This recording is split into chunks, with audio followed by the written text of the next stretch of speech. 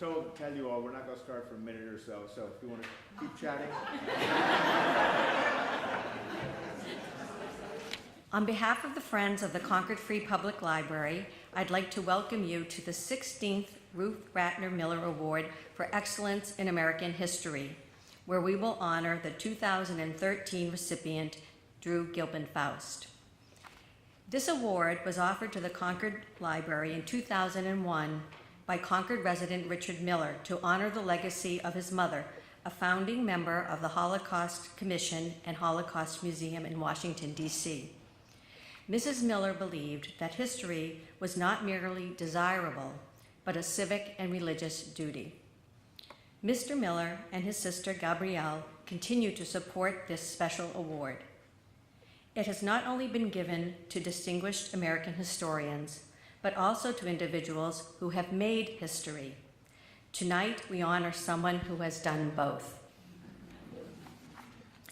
Please join us for a reception and book signing following the program, and a quick reminder to turn off your cell phones.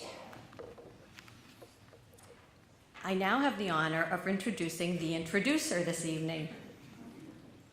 Walter Burge has a bachelor's and master's degree from Harvard University, where he met his wife, Susan, who edited his papers.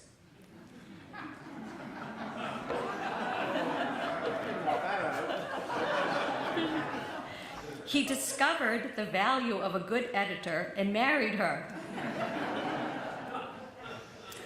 He attended the famous football game, Harvard beats Yale 29-29. He was headmaster of the town school in New York City for 10 years and then became the headmaster of the Fenn School from 1980 to 1993. So it is especially fitting to have the Miller Award event here for the first time in this beautiful building. He has been active in the town, serving on many committees as well as at Trinity Church. And last but not least, he served as a trustee of the Concord Free Public Library Corporation and board president. Walter is Plato, Mark Twain, and Mr. Chips all rolled into one. It is my great pleasure to present Walter Burge.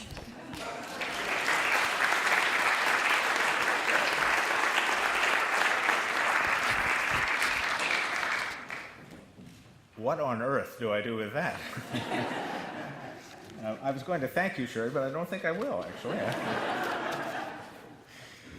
Jerry Ward, who is the current headmaster of the Fenn School, asked me, he could not be here tonight, and he asked me to express to all of you, how, and particularly to the library, how honored the school is to host this wonderful and significant event. I am struck by the tapestry of history and tradition that mark this evening. John Adams once noted that the meeting house was one of the features of colonial American life that formed its citizens to see their role in local governance quite differently from their British cousins. The meeting house was a place to debate, was a place of debate, education, and community. One came to participate, but also to listen and to learn. To this day, Concord loves its meeting houses. How fitting that this community should come together on this occasion in the Fenn School meeting house, where in classic New England tradition, the school community comes together to be unified in the quest to learn and to be inspired. The second thread in the tapestry of the evening is that we are welcoming a president of Harvard back to Concord, which was once and briefly home to the university. In 1775 and 76, the college was located in Concord, while George Washington's troops were housed in Cambridge. It is reported that Harvard awarded its first Doctor of Laws degree to General Washington in April of 1776. We all know what happened a year earlier. We are therefore pleased to welcome the president of Harvard back to your western outpost. Concord is well known to our honoree, as she is a distinguished graduate of Concord Academy. There is a sense that this evening's weaving draws us all warmly to this place and time. Drew Gilpin Faust is the 28th president of Harvard and the Lincoln Professor of History in Harvard's Faculty of Arts and Sciences. Dr. Faust is an historian of the American South and the Civil War. Logically, she grew up in Virginia's Shenandoah Valley, and after attending Concord Academy, went on to Bryn Mawr College, where she graduated magna cum laude. She later went on to attain her doctoral degree in American civilization at the University of Pennsylvania. She served as Annenberg Professor of History at the University of Pennsylvania, where she taught for 25 years. Most significant to this old teacher is that she won 2 awards for distinguished teaching. Dr. Faust was the founding dean of the Radcliffe Institute for Advanced Study at Harvard, guiding its transformation from a college to a scholarly institute. Our honoree serves on numerous boards. She served as president of the Southern Historical Association, vice president of the American Historical Association, and on the executive boards of the Organization of American Historians and the Society of American Historians. Dr. Faust has written 6 books, the latest of which, The Republic of Suffering and Death in the American Civil War, won the Bancroft Prize in 2009 and was a finalist for a Pulitzer Prize. This Republic of Suffering was the basis for a 2012 episode of PBS's American Experience documentary directed by Rick Burns, entitled Death and the Civil War. And now here we have to come to confession time. I must admit that the subject and title of the work was daunting for me. Too dark, too heavy, and probably a little wearisome to read. But given the occasion and my role in it, I felt the need to overcome my misgivings, and I plunged in. My preconceptions were totally wrong. The book is, of course, scholarly. It is beautifully crafted. But what took me by surprise was how I was drawn into the story and how deeply I was moved. It is, in a phrase, the work of a master teacher. It is my profound honor to present to you this year's winner of the Ruth Ratner Milner Prize in History, Drew Gilpin Faust.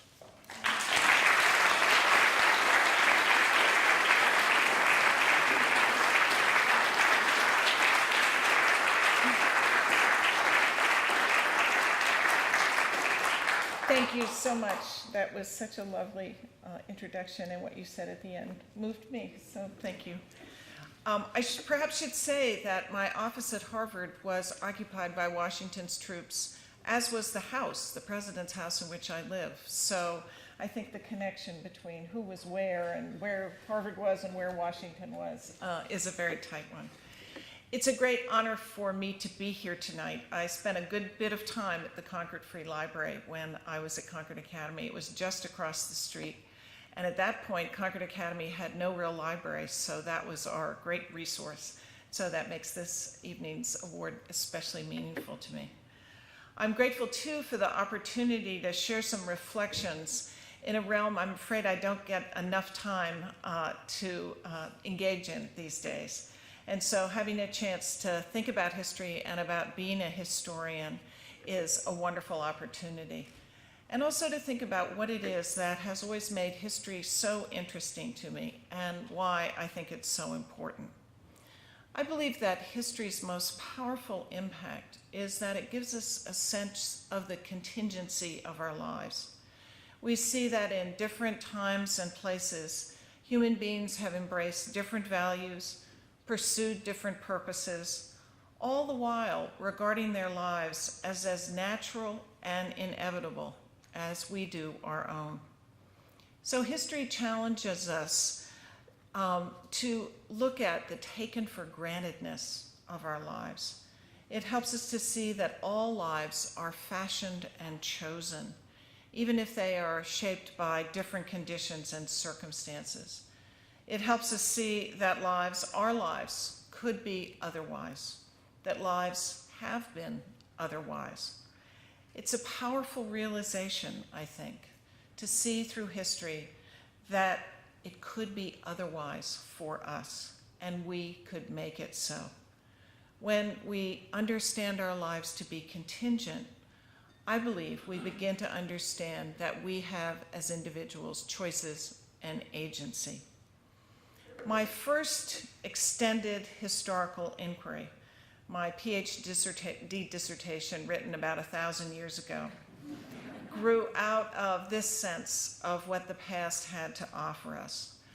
The question I wanted to answer as I undertook that initial foray as a almost professional historian was to ask, how did white Southerners of the antebellum South come to defend slavery? How did people who regarded themselves as good Christians, who loved their families and their children, who thought of themselves as moral, upstanding citizens, how could they advance these abhorrent and to us unthinkable views? Now, this historical question was prompted in no small part by one closer to home, one closer to my own time and my own experience. How did my family and the people I knew all around me in Virginia of the 1950s and 60s, where I grew up, how did they come to defend segregation? And the larger implication, perhaps, in those kinds of questions is for all of us to ask ourselves, what are we defending in our own time that might appall our great-grandchildren a century hence? Historians have many ways of approaching these sorts of questions, of exploring how attitudes are formed and how they change, multiple ways of framing inquiries. One is to focus on a theme, a problem or a question. My last book took this form. It was a look at death. Death was the unifying theme of this Republic of Suffering. And the question I asked was centered on my growing recognition as I started to do the research for that book, that in the 4 short years of Civil War, there were enormous changes in attitudes and practices, changes in the sense of obligation to the dead that emerged from that tragedy of Civil War and from the enormous death toll that it brought to the American people. It's now estimated that probably about 750,000 individuals died in the Civil War. If you take that as a percentage of the US population at that time, a proportional amount of dead today would be 7 million individuals. Just imagine what the impact of that would be on our society and on our lives. And that was the question I wanted to ask. And I wanted to ask it at every level, from the logistical one of what did the armies do with the bodies at the end of a battle when there were bodies strewn across a field at Antietam or Shiloh or Gettysburg? Then to ask, how did Americans North and South mourn these dead? How did indeed individuals even find out that they'd lost loved ones? How were the bereaved notified, or were they? And in fact, they usually weren't, of these losses. How did Americans North and South explain the political meaning of so many people dying for the nation? And how did Americans come to regard a God who, in the words of the Southern poet Sidney Lanier, seemed to have the heart to allow such devastation? At the outset of the Civil War, there were no dog tags to identify soldiers, no procedures for notifying next of kin, no burial units in military regiments and brigades, no sense of government obligation for the dead. By the end of the war, there had emerged grave registration systems, a pension system, and a national cemetery system in which the government took explicit responsibility for those who had given their lives. I saw in this the power of catastrophe to generate change in attitudes and behavior. I saw how the unthinkable could make new things thinkable and make new choices seem available to humans. in a time that was changing so rapidly around them. So that was an undertaking in which I looked through a theme at a larger set of questions about changes in human attitudes, choices, and contingencies. Another way to look at these problems is to not look at a theme, but look at it life. And I found that the power of biography as a window into understanding the deep questions of history is another marvelous tool in the historian's toolkit. You can see contingency and choice refracted within the structure of a single life. One of my 6 books is a biography, and I loved writing that book. I loved the way a life can serve as a kind of lens or a sampling device for an age, for a society. You can see through writing a biography or reading a biography how people in the past are both like and unlike us. And you have the opportunity to look at the world through another person's eyes. Now, the subject of the biography that I have written was no hero. I chose to write about a South Carolina planter of the antebellum period named James Henry Hammond, who was a congressman, a governor, and the US Senator from South Carolina at the time of secession. He left voluminous records about every aspect of his life: how he made agricultural decisions on the plantation, his intense involvement in politics over more than 4 decades, detailed records about his slave families, their children, their grandchildren. I was able to recreate these families and see who was related to who, how they were treated, and how their lives unfolded in that era of oppression and unfreedom. And I could see quite deeply into this man's soul. Far from an admirable character, but a telling window into the mind of the South's master class. I hope that when I finish my current employments, I will someday write another biography, because I do love the possibilities in the form. And tonight I'd like to share with you a kind of mini biography, one that appeared as I was writing the book about death, one that I think illustrates some of the contingencies of life and illustrates as well how an individual can intersect with the larger forces of history, and how the choices and opportunities for change are presented to an individual in a particular time and place. This story, I think, also illustrates something of the pleasure of the historian's treasure hunt of discovery. And in addition, this individual has a Concord connection. His name was Edmund Whitman, and he was the driving force behind the effort to rebury the Union dead whose bodies had been scattered across the South in the course of the Civil War. This was a project that I had known nothing about before I started working on my book about death. And in fact, it's a effort that had been very little documented. Most historians I knew had not known about this reburial project that was undertaken by the federal government between 1866 and 1871. It was an absolutely enormous effort, because the goal was to scan the countryside and find every single Union body, try to identify who that body was, and then rebury it in what became the National Cemetery System. So it involved finding the dead, identifying them, and then establishing the National Cemetery System and interring these individuals within it. In those years, between 1866 and 1871, ultimately 303,000 bodies were reburied under the auspices of this program. Now, if we think about the federal government at this time, the biggest thing it had ever done was fight the Civil War.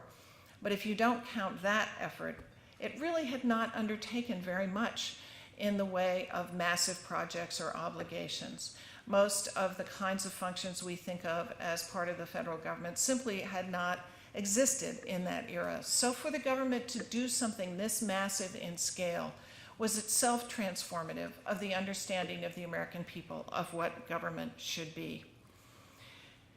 The effort ultimately led to not just the reburial of 303,000 bodies, but the identification of about 54% of those that were reburied. It was not meant to be just about moving bodies, but also restoring identity and dignity to those who had lost their lives in service of the nation. It was very much about affirming the rights of humans as citizens. This was a war about citizenship. What did it mean to be a citizen? What did it mean to be a free person? And giving dignity to the dead was very consistent with the notions of giving dignity to the slave, dignity to the citizen, dignity to the common man, all of which were important values of the war effort.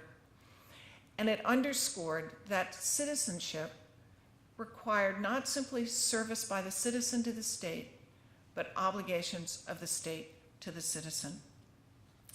So if this effort was not widely known, its leading force, Edmund Whitman, was even less well known. He was the individual who supervised this undertaking in the western part of the South.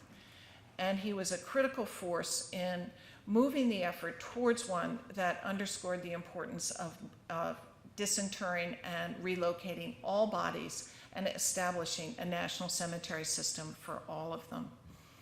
Under his aegis, about 114,000 of those 300,000 bodies were reburied. So who was this man, and how did he come to do this, and how did I find him? Well, I first encountered Edmund Whitman when I was in the National Archives doing research on death and the various aspects of death records that are located in the National Archives. And I came across a manuscript that was entitled A Trip Through Parts of Kentucky, Tennessee, and Georgia, made to locate the scattered graves of Union soldiers, 1866. It was a journal, and entries were made in it just about every day through the winter and spring of 1866.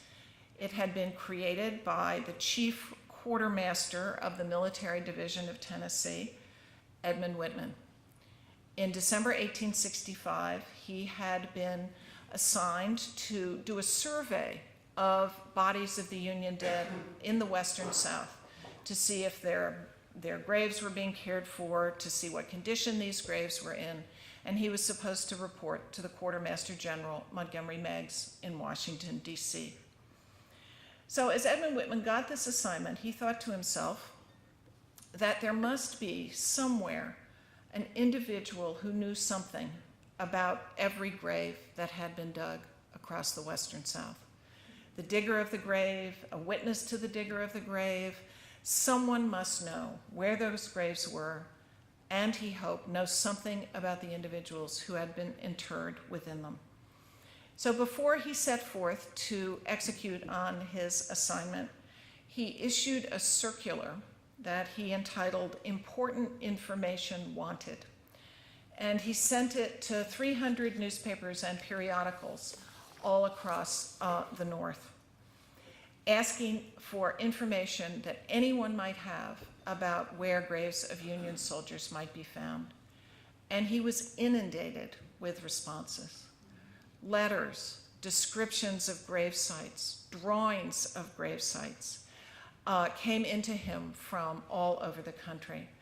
And many of these letters and drawings and descriptions are in the National Archives. So I had the opportunity to go through them and see the kinds of responses that his request for information had evoked. Whitman said, describing these materials, they were often so minute and accurate in the details that any person could proceed with unerring certainty to the very grave described. An example, A.T. Blackman wrote to Whitman about his brother's grave. His brother had fallen in battle. One of his comrades had written to the family saying they'd buried the body and giving the following description. His brother, he said, was buried 5 miles east of Vicksburg in an orchard near the railroad. The grave is under and to the south side of the 4th apple tree in the 3rd row of trees, counting from the side nearest Vicksburg. Whitman found the body exactly where it was described. Now, if you consider that in the Civil War, there were no identification badges, the majority of soldiers who fell were never identified. Think of the families waiting, hoping to learn something of their lost loved ones. Where had they died? Had they died? Where were they buried? Could they ever retrieve the bodies? Think about how meaningful it was for the Blackman family to know that this body was found, for other families that Whitman was able to identify for whom Edmund Whitman was able to identify their children or brothers or husbands. Think of what that meant to all of them. The materials that Whitman received came from a variety of sources: chaplains who'd kept lists of regimental dead, soldiers who simply in idle moments would write down the names on grave sites or information about comrades who had been buried, sanitary commission agents, a large voluntary society who sent civilians across the countryside of battle, and they kept records. None of these people really knew what they were ever going to do with this information, but they held on to it almost as if they were waiting for this call from Edmund Whitman to request the information so he could act upon it. When I thought about this, it seemed to me a little bit like Gabriel's trumpet raising the names and memories of the dead, and also raising this army of record keepers who had kept records during the war, knowing somehow it was important to record this information, but never knowing what they'd be able to do with it. So with these letters and descriptions and drawings in hand, Edmund Whitman left Nashville in March of 1866. He had a party of 10 clerks and soldiers who accompanied him, and he soon added 11 more. So this band of 25 or so individuals set forth to find the graves. Interestingly, these were overwhelmingly detailed soldiers from the United States colored troops. Black soldiers who had fought during the war had not yet been demobilized. If one looks at the pattern of gravediggers during the war, overwhelmingly they were African Americans. This was a kind of work that was seen as not desirable, and so many of those who cared for the dead in the military ranks were the U.S. colored troops, and that was the pattern that was replicated in the assistants assigned to help Edmund Whitman. So as he set forth, he wrote in his journal, describing the area he entered as one vast charnel house of the dead. He saw bodies everywhere, on riverbanks, on hillsides, at railroad crossings. He estimated that there were 40,000 bodies between Nashville and Vicksburg. He was a quartermaster, very orderly person, and he developed a system for entering an area and scanning the area and raising information to try to find the scattered bodies. He had 11 steps that he would follow in each venue, and he undertook this work with great vehemence. As the spring wore on, he became possessed of a growing sense of urgency. He had been told to assess the state of the graves, to try to identify any he could, but he initially did not have the assignment of moving all the graves. But as he saw the state of the graves and the ways in which they were being treated by the ever more recalcitrant and resistant ex-Confederates, he began to lobby to have all the graves moved into a national set of national cemeteries. He found stories of vandalism of Union graves, of Union soldiers plowed up during spring plowing with simple disregard on the part of the Southerners who were doing so. Stories of growing Southern defiance and violence against the corpses of the Union dead. And so Whitman argued successfully that the National Cemetery System should be the recipient of all of these honored Union slain. Throughout his story, he talked frequently of the role of Southern African Americans, not simply the U.S. colored troops associated with him, accompanying him, but also the ex-slaves across the South, who he realized had been caring for the bodies of Union dead throughout the war. He wrote, for example, of a cemetery 2 miles from Savannah that held 77 graves of colored soldiers, as he put it, in a Negro cemetery. A black carpenter had made coffins for all these dead Union soldiers and had kept information about their identities. In Bowling Green, Kentucky, he found a cemetery where 1,000 Union soldiers, black and white, were buried together and tended to by an African colored church. And he also found that his best informants, those who would be most likely in a community to have information about the Union dead and to be willing to share it with him, were the members of the African American community.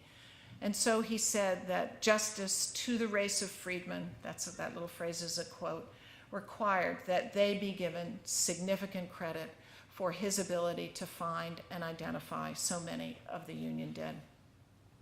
As he continued through this project, you can just feel the emotion and sense of purpose shining through his journal and his correspondence. He felt that the work must be done, as he put it, with a true conception of its magnitude and significance. And he talked about the importance of recognizing the obligations of the federal government, which had the duty of, as he put it, stewardship, the account of which must be rendered to the spirit of humanity and Christian patriotism. The government, he felt, owed this to the friends of Republican liberty and of human freedom and progress throughout the world, to the free people of the North, whose dearest sons have been sacrificed to the demon of slavery and whose choicest treasures have been poured out. He underscored that this war had been fought not by an army of mercenaries, but by an army of citizens who were executing their duty and citizens to whom duties were owed.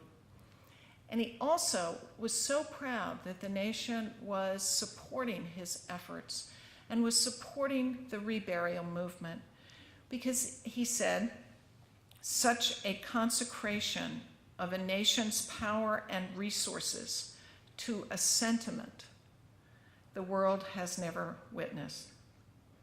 To a sentiment. What he meant was there was no instrumental purpose in this effort. It was because people valued the dead, people valued the dignity of the dead, and that in itself was proving to be reason enough to invest in this effort. So Edmund Whitman had wanted the dead remembered, and I began to think that he should be remembered. And I began to explore who he was and to try to find out more than I had been able to find out from these documents in the National Archives. So the first thing I found out stunned me, which is he went to Harvard. So it seemed sort of fated, perhaps, that I would be so captivated by this individual and the work he had done. Edmund Whitman was born in Bridgewater, Massachusetts in 1812. He was a farm boy. He was a charity student at Exeter, and then for a while he worked in an apothecary shop, and then as a schoolmaster. He entered Harvard as a sophomore and was about 6 or 7 years older than his classmates. He received his bachelor's degree from Harvard in 1838 and a master's degree in 1841. It was customary for each class at Harvard to compile a class book in which the members of the class would write essays about themselves and their lives and what was meaningful to them. And so his essay in the class book was a very revealing source for me as I tried to find out a bit more about him. He said that he had always wanted to be a teacher, but he also reported that he was a Grahamite. Now, what is a Grahamite? Think of graham crackers. That's actually what it's about. It's a health reform movement of the mid-19th century. He also said he was anti-wine. He was an adherent of the temperance movement and vehemently anti-slavery. So I got a clear sense of Edmund Whitman as someone at the center of the powerful movements for reform in 19th century Northern society. And indeed, he said at the end of his senior essay that he hailed as brethren, and I'm quoting, all those whose firm purpose is to leave the world better than they found it. I love this phrase. It sounds like something our students at Harvard would say today. But he was very clear that he was going to build a better world, and he was trying a variety of different realms in which he might be able to accomplish that goal. After he graduated, he became headmaster of a school in Cambridge, but he became increasingly more involved with anti-slavery radicals. In 1854, he took up a post as the agent of the Massachusetts-Kansas Commission, and he moved to Lawrence, Kansas. Now, what was the Kansas Commission? It was an organization of anti-slavery forces in Massachusetts that supported the movement of citizens from New England to the Kansas Territory so that they could vote against slavery in the battle over whether Kansas would be a free or a slave state. And so this was a very decided abolitionist anti-slavery position, and one that had considerable danger associated with it, because the battle over the future of Kansas was not a pacific one. It was one that involved shootings, confrontations, murders, violence of all sorts.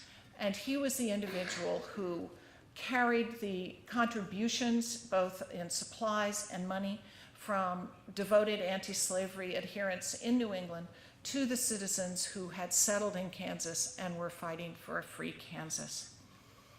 In this position, he had very close ties to someone who may be known well to many of you here in Concord, Franklin Sanborn, who was secretary of the Massachusetts-Kansas Commission, so in some sense, Edmund Whitman's boss. Sanborn was later one of the Secret Six who helped John Brown. He was an extremely active and devoted abolitionist. Whitman's son, Alfred, enrolled in Sanborn's Concord School and lived here in Concord while Edmund Whitman was in Kansas, operating on behalf of the Massachusetts Commission. And Alfred Whitman, Sanborn, and indeed Edmund Whitman, when he was back in these parts, back from Kansas to connect or get more supplies, were all part of a circle that included Emerson's and Alcott's and the illustrious inhabitants of mid-19th century Concord. It has been said, and this is something that is more hearsay than something that's been proved, but it has been said that Alfred Whitman, Edmund Whitman's son, was the model for Laurie in Little Women. Whitman became quite involved with John Brown in Kansas, and Brown was really the most radical leader of the Free State forces in Kansas. And Whitman delivered money to him and supplies, and in fact, for a time, hid John Brown in his house in Kansas when John Brown went underground in the years that he was beginning the planning for the Harper's Ferry raid. So Whitman had obviously become a very active abolitionist, putting his own life on the line and devoting himself to the anti-slavery cause.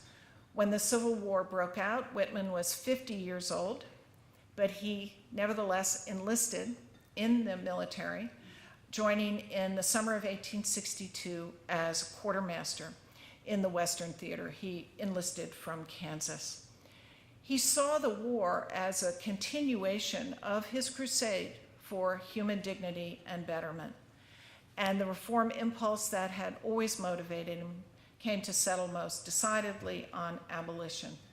Whitman's life was a crusade for human rights. And in the post-war context, after Union victory, that devotion to human rights came to express itself in his devotion to honoring and giving dignity to the dead. The rights of the living and the rights of the dead came to hold parallel importance in Whitman's life. The thread of his life, the manner in which his beliefs and commitment led him to the Concord Reformers, to anti-slavery, to Kansas, and then to the reburial movement, gave me a much deeper understanding of that reburial movement, of its relationships to broader patterns of reform and to changing notions about citizenship and democracy in the Civil War era. Whitman and others like him were committed to the idea that they lived in a newly enlightened age of growing humanitarianism, that the 19th century was a better time than those that had preceded it, because there was new and deepened understanding of what was owed to human beings and what they owed to one another. And burial and commemoration became a central and critical part of this. Whitman spoke so proudly of that idea of the dedication of a nation's power and resources to a sentiment. Caring for the dead, he recognized, did not have an instrumental purpose. In what he saw as an increasingly materialistic age, honoring the dead represented a different set of values, one that needed to be affirmed, a belief in the fundamental importance of humanity. Whitman's life seems to me a wonderful window into how change happens, how this revolution in the treatment of the dead came to be, and how the choices and commitments of a single individual contributed to that change. We can see in it perhaps how things we take for granted now. I was so astonished when I realized that there were no processes for notifying next of kin. It just seemed unimaginable to me. And yet what we take for granted in treatment of the dead in war was not at all what was taken for granted in 1861. So with Whitman, I could see how the choices and actions of individuals, their dedication, to use Whitman's words again, of leaving the world better than they found it, how these kinds of actions have bequeathed to us that a world they have given us will be shaped by our choices and commitments for those who follow us. I think history can help us see alternatives to the world that has been delivered to us. It can instill us with a sense of both possibility and of responsibility. And what could be more inspiring or more important than that? Thank you very much.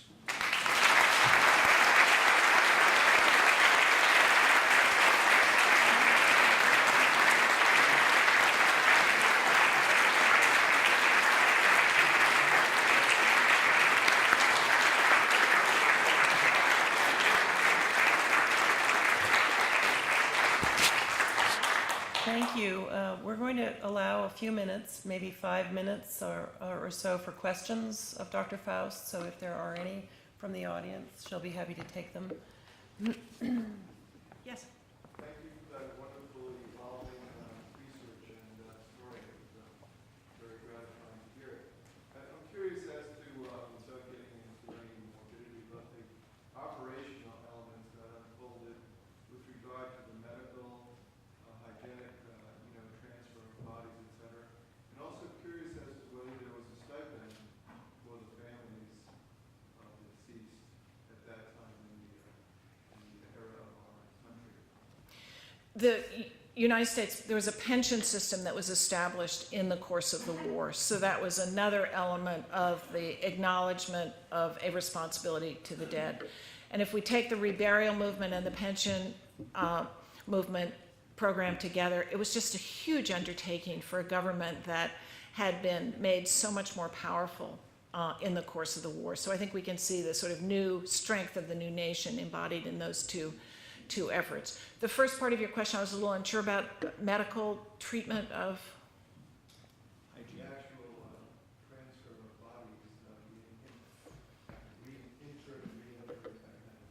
Well, there was a lot of anxiety about doing it in the summer months. They would stop after a certain time in the summer and then take it up again in the fall. But there wasn't much sense that these bodies would spread disease, or there's not a lot of discussion about that, because the germ theory of disease had not been understood at that point in time. And so ideas of contagion and so forth were not as deeply a part of their understanding of life. It was more the disgusting nature of it than the polluting nature of it. Is that a question? Yes. Can an understanding of Senator Hammond and the elite of the South, of the antebellum South, help us understand some of the racism and ethnicism that is dividing a lot of the rest of the world today? I mean, today the Sunnis and the Shiites in parts of the Arab world. See, I mean, 1,000 people have been killed in Iraq, in the last few months, and such. And it almost seems like the same kinds of sentiments. I think the whole study of Southern history, which has been the effort of a considerable portion of my historical career, is so embedded in the notion of what is race, why do people create racial divisions, what fuels them, how do we come to understand each other in these ways. One of the aspects of Senator Hammond is that he had two slave mistresses, a mother and a daughter, who he wrote about, had children by, and yet here he was protective of, and you can see throughout his diaries and letters indications of how powerfully he felt about these two individuals. And yet, at the same time, he would have to treat their children, his children, as slaves in order to uphold the system. He would beat other slaves. I mean, the contradictions of making people different and yet recognizing them as the same and like us and even people we care about is rendered in, I think, an extraordinary way within the context of his life. And so I believe, and I've always felt, that looking at the 19th century and the way race operated in the 19th century can tell us so much about how race operates in this country, how difference is addressed throughout the world. So I would say all of the kinds of differences that you mentioned, as well as others, are a set of human challenges that history illuminates in very vivid ways. Let me give a little plug to a film I saw a week ago. It's a very difficult film to watch, 12 Years a Slave. I don't know if any of you have seen it yet, but the portrait of the horrible planter Epps and his engagement with a slave woman that he owns, who he mistreats terribly but is clearly deeply attached to. It's just that contradiction is rendered extraordinarily well in that film. So I don't want to say it's not hard to watch. Don't go thinking it's going to be fun. It's not fun, but it's extremely illuminating. Yes, in the purple. Was anyone in the South doing any sort of comparable work for Southern? This is a great question. The federal program included only Union dead.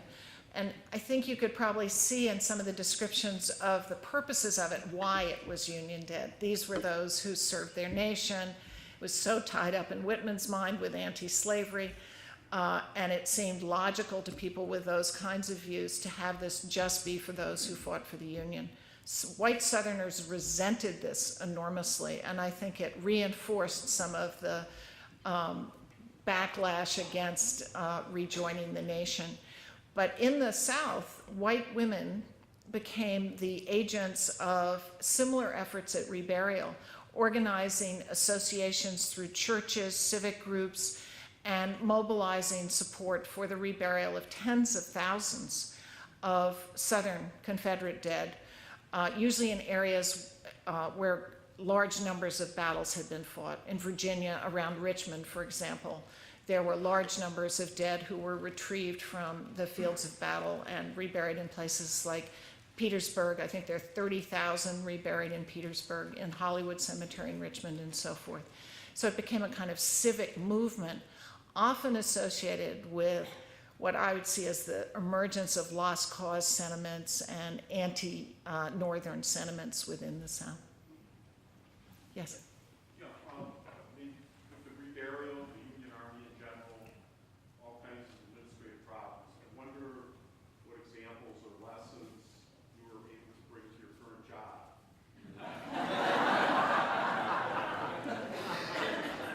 Well, first thing I did when I became president is I tried to figure out where the bodies were buried. Right? Sorry. I couldn't resist that.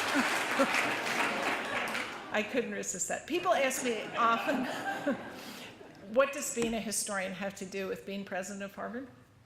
And let me move beyond just the reburial movement and say, understanding what brings about change, how people resist change, embrace change, what enables them to do that, I think that is a critical part of leading an organization. And so I've thought a lot about that very intent. I've been president now longer than the Civil War lasted, and look at all the changes that happened in the Civil War.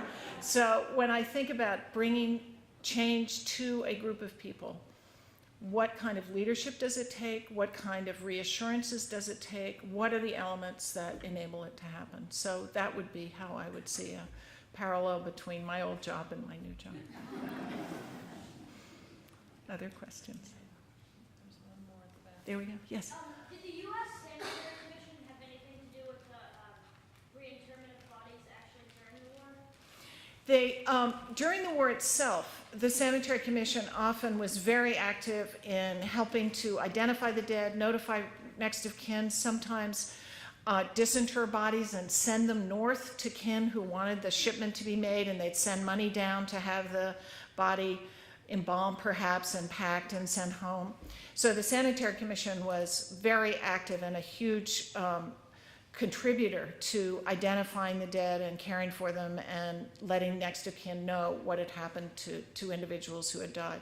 By the time Edmund Whitman started his efforts in 1866, the Sanitary Commission had more or less disbanded and wasn't active anymore in an official way. So Whitman's efforts, 1866 to 71, were with a military aegis and with troops from the United States Army. Should I keep going? I think we'll hold off now, and we'll also have an opportunity later to talk to Dr. Faust. So if we can, thank you very much. Thank you very much.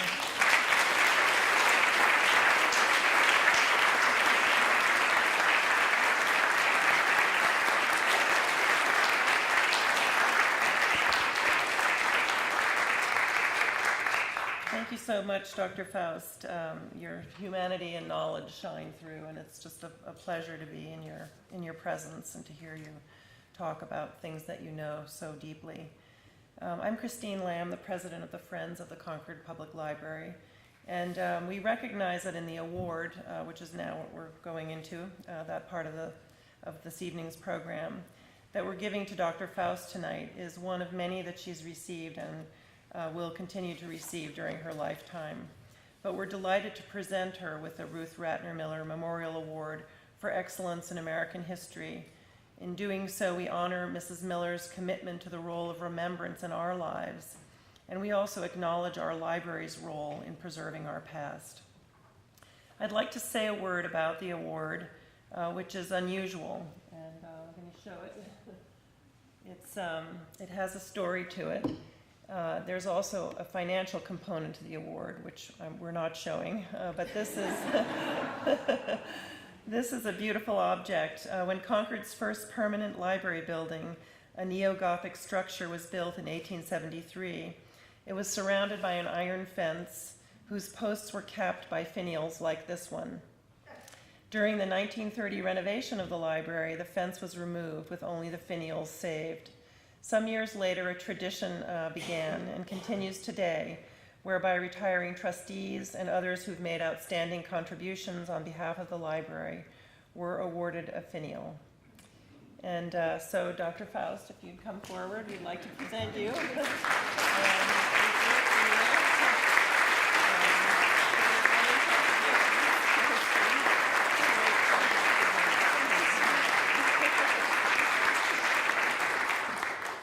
And And now, please join us for a reception and a book signing as this capstone event of the Concord Festival of Authors ends in the library, which is across the green. Dr. Faust will be there for a while with us. Thank you again.